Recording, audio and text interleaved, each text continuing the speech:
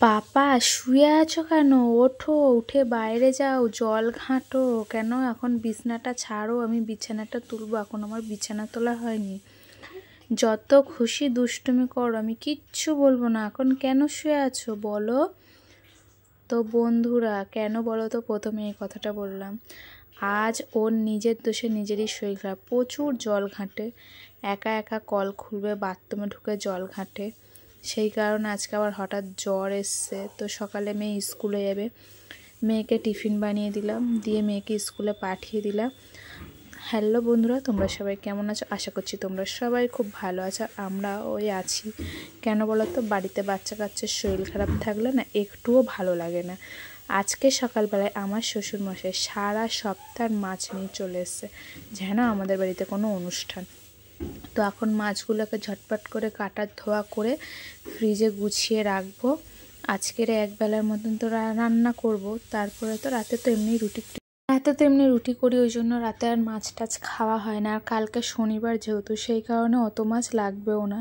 আর যা লাগবে তার দ্বিগুণের দ্বিগুণ মাছ নিয়ে এসছে বাবা। এইদিকে আবার আমার বরমশাই সারা সপ্তাহের বাজার নিয়ে চলে এসছে। আমি আবার বলছি, কী গো আজ তোমাদের কী হলো? আজই ছেলেটার শরীর খারাপ, আজই ছেলেকে নিয়েই ব্যস্ত, তার মধ্যে বাবা এক সপ্তাহের মাছ নিয়ে এসছে, তুমি এক সপ্তাহের সবজি নিয়ে এসছো। আবার সকালে না টিফিন মানে তোমাদের দাদা ভাইয়ের টিফিন খাবে, সেই টিফিনটাও আজকে আমি বানানোর সময় পাইনি অত মাছ কাটার জন্য।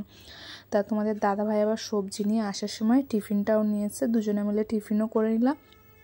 তারপরে মাছ টাছগুলো ধুয়ে টুয়ে সব গুছিয়ে গাছিয়ে রেখে, যা যা কাচাকুচি ছিল আজকের সেগুলো কাচাকুচি করে এখন চলে এসেছি ছাদে মেলতে। আর পাপা তো শুয়েই আছে, পাপাকে একটু এবারে গিয়ে তেল মাখাবো, ভালো করে ওষুধ খাওয়াচ্ছি। আর তেল মাখিয়ে এদিকে এখন রান্না বসিয়ে দিয়েছি। তো আজকে রান্না করতেও অনেক বেলা হয়ে গেছে।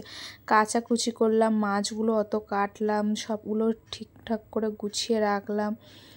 গুছিয়ে রাখলে আর মানে প্রত্যেক দিন আর টেনশান থাকবে না যে বাজারে আজকে কে যাবে কিংবা কি রান্না করব। আসলে প্রত্যেক দিন না আমাদের বাজারে যাবার লোকটা ঠিক হয় না। তো যাই হোক, এদিকে রান্না হচ্ছে ওই ফুলকপি আলু দিয়ে মাছের ঝোল করছি, আর এদিকে পালং শাকের চচ্চড়ি হচ্ছে। সোনা পাপাকে তেল মাখিয়ে ভালো করে চান টান করিয়ে না মানে টিভি চালিয়ে দিয়েছি, টিভি দেখছে। ছেলে আমার ঘরেই শুয়ে আছে, ছেলে আমার ঘরে শুয়ে থাকে না, সব সময় দুষ্টুমি করে, সাইকেল চালায়, এই করে সেই করে। শরীরটা ওর খুবই মনে হচ্ছে খারাপ, সেই জন্য একদম শুয়ে আছে।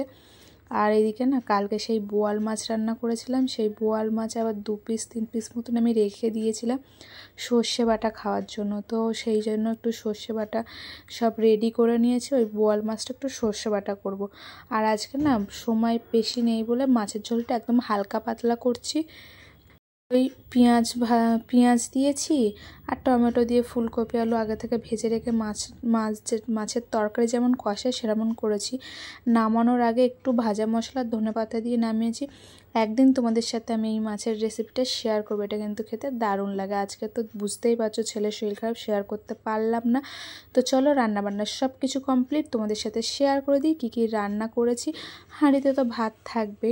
আর এইদিকে সেই পালং শাক চচ্চড়ি, একটা মাছের মাথা ছিল, মাছের মাথাটাও দিয়ে দিয়েছি। এটা কিন্তু খেতে খুব ভালো লাগে, আর শীতকাল মানেই পালং শাক চচ্চড়ি তো হবেই, আর পালং শাক তো খেতে দারুণ লাগে।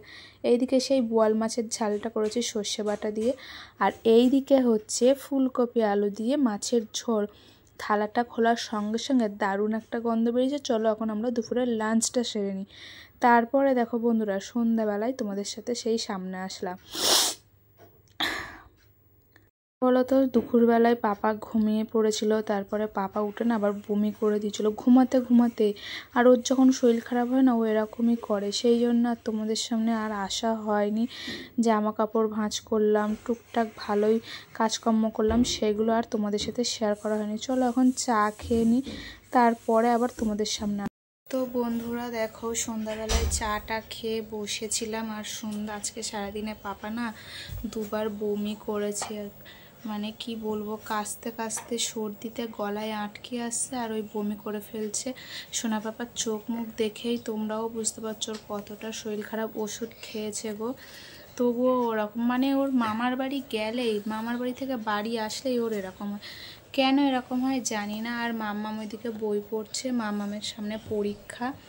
তো আজকে আর মানে ভিডিও এখানেই শেষ করব, সেই কারণে তোমাদের সাথে একটু কথা বলতে আসলাম।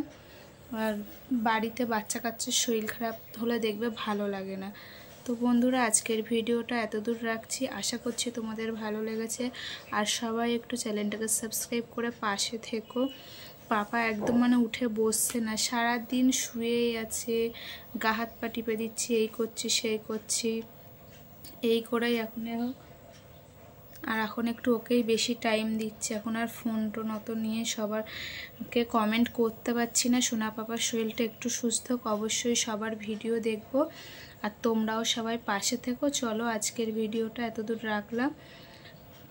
পাপা সুস্থ হয়ে যাক তাড়াতাড়ি। হ্যাঁ, পাপা সুস্থ হয়ে গেলে তাড়াতাড়ি আবার আমি আর পাপা দুজন মিলে তোমাদের ভিডিও দেখব। তো চলো টাটা। পাপা একটু টাটা করে দাও তো সবাইকে, বাই করে দাও, দেবে না?